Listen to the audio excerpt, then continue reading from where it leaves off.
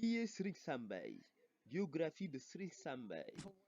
Né à Louga vers 1922, de parents dignes et respectés, qui ont fondé une famille réputée de par son érudition et sa vertu religieuse, Serigne Sambay fut baptisé Mame Mor Diarra, frère utérin de Cheikh Ahmadou Bamba. Son père Ahmadou el Mokhtar fut un savant émérite, un grand adorateur pétri de dons et de miracles.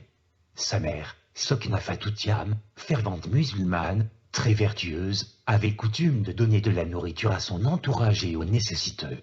Elle était une femme dévouée, corps et âme, à son époux et se distinguait également par son intelligence très rare. L'homme, son cursus est à la fleur de l'âge, que Serigne Sambay fut initié au Saint-Coran par le marabout Mbaye Touré avant d'être envoyé à Koki, par son père, chez son propre disciple, Cheikh Ahmad Sakirlo, pour parachever ce qui lui restait du Coran.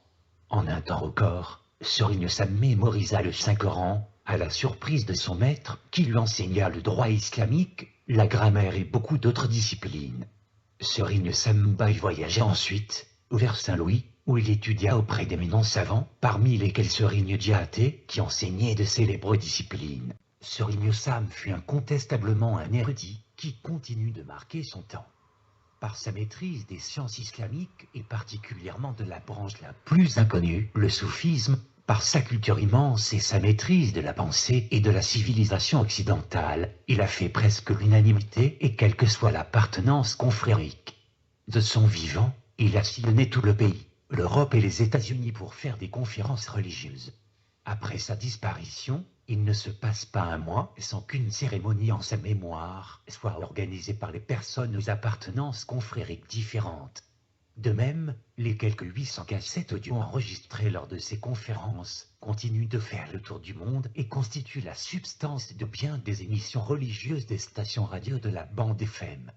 Ce qui est une conséquence logique de sa conduite. En effet, il n'affichait pas son affiliation et ne parlait que pour l'amour de Dieu et de son prophète. En guise d'exemple, il n'acceptait de parler de son père et guide spirituel que rarement et en privé. Cette attitude s'inscrit en droite ligne de celle de Mame Cheikh, qui ne faisait aucune différence entre les confréries religieuses. C'est aussi la réalisation d'une prophétie.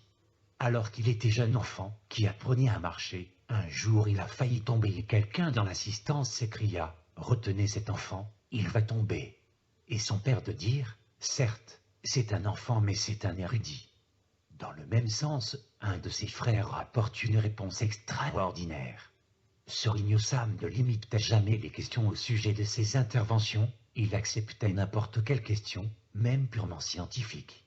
C'est pourquoi le dit frère lui confie un jour « À chaque fois qu'on vous pose certaines questions, j'ai peur ». Et Serigne Sam le rassure en ces termes « Leurs questions ne m'inquiètent pas car c'est l'archange Gabriel qui me donne les réponses ». Cette réponse est acceptable dans le cadre de l'islam. Rappelons-nous le prodige du troisième calife de l'islam dont il a été question plus haut. Parallèlement, Nur Ali indique, à propos de l'homme parfait, qu'il est celui qui n'a pas d'autre guide dans les voies que le sceau des prophètes.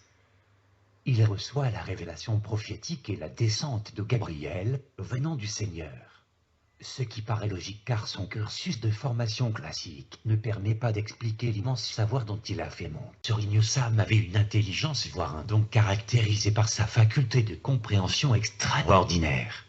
Il était rare qu'il oublie ce qu'il avait appris. Il était l'exemple préféré de certains des savants dès qu'il s'agissait de rapidité de mémorisation et de bonne compréhension. Baye Sam a fait ses études coraniques à Louga auprès de Serigne Mbaye Touré, puis auprès de Ahmadou Sakirlo, fondateur du Dara Koki sous l'ordre de Mame Cheikh. Après avoir récité la totalité du texte coranique et écrit son premier Kamil, Baye Sam commence, auprès de ce même Ahmadou Sakirlo, à étudier les sciences religieuses. Il ira ensuite à Saint-Louis pour approfondir ses connaissances religieuses auprès d'illustres maîtres comme Serigne Tidjane Niang et Serigne Ahmed Fall.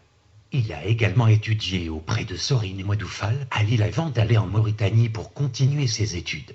Revenu au Sénégal, il débute ensuite ses études françaises et parvient à obtenir le CEP avant de partir à l'université de Zéta en Tunisie.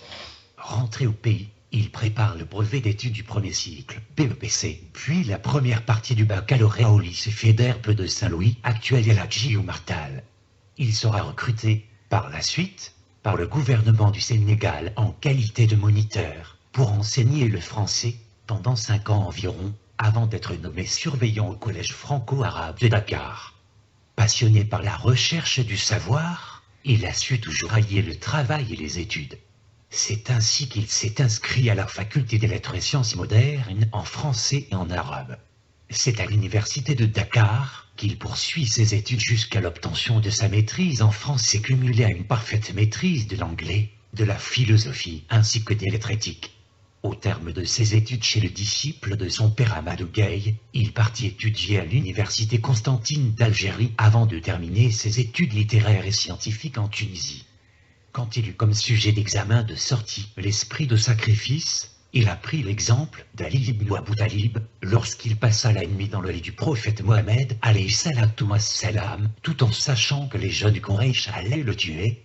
Lorsque furent proclamés les résultats, son nom était le premier sur la liste et les journaux en firent beaucoup de commentaires. C'était vers les années 50. Il sera également recruté comme professeur au lycée de Dakar, puis nommé directeur du collège franco-arabe avant d'être nommé par la suite proviseur du lycée Malik Sall de Louga.